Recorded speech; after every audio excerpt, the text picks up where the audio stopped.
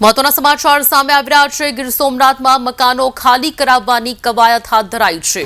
ત્રિવેણી road પર 40 જેટલા મકાનો ખાલી કરવામાં આવ્યા છે। સોમનાથ ટ્રસ્ટની જમીનનો કબજો ટ્રસ્ટને સોંપાશે। 25 થી વધુ ટ્રેક્ટરો દ્વારા શિફ્ટિંગ શરૂ કરવામાં આવ્યું છે। મકાનો ખાલી થયા બાદ ડિમોલિશન થઈ શકે તેમ છે। 100 થી વધુ પોલીસ તૈનાત છે। એસપી પીઆઈ સહિતનો પોલીસનો કાફલો પણ ત્યાં ઘટનાસ્થળ પર છે।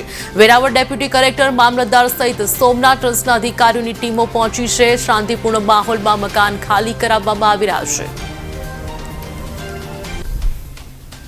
નામદાર કોર્ટના આદેશથી આજે જે મંદિરની જે જગ્યા છે રુદ્રેશ્વર મહાદેવ અને એની આસપાસના ઘરો ટોટલ 40 જેટલા ફેમિલી છે એ તમામને જે મૂળ માલિક છે એને સોંપવાની પ્રક્રિયા અત્યારે ચાલુ છે। કોર્ટ દ્વારા કમિશન નિમવામાં આવ્યું છે અને કમિશનની હાજરીમાં પોલીસ સાથે રહી અને આ કાર્યવાહી અત્યારે ચાલુ છે। આ જમીન એક્ચ્યુઅલી કોની છે? સોમનાથ ટ્રસ્ટની જગ્યા છે। ઘણા વર્ષોથી આ લીગલ મેટર હતી। 2003માં આનો ચુકાદો પણ આવી ગયો હતો અને ત્યાર પછી હમણાં કોર્ટ કમિશનની નિમણૂક થઈ છે અને કોર્ટના આદેશના અનુસાર અત્યારે કાર્યવાહી ચાલુ છે। ડિમોલિશન થશે તો કોર્ટના હુકમ મુજબ કાર્યવાહી ચાલુ છે। અત્યારે કેટલી પોલીસ તૈનાત કરવામાં આવી છે? અત્યારે લગભગ 100 થી વધારે પોલીસ છે, 10 અધિકારીઓ છે, ડીવાયએસપી પીઆઈ, તમામ કાર્યવાહી શાંતિપૂર્વક રીતે ચાલુ છે।